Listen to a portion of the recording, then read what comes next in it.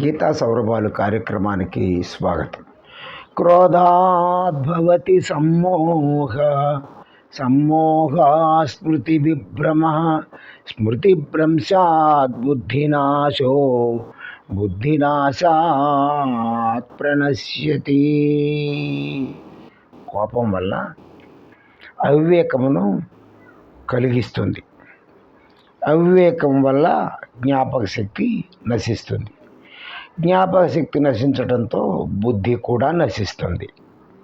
బుద్ధి కనుక నశిస్తే మానవుడు కూడా నశిస్తాడు అని కోపం అనేది మంచిది కాదు.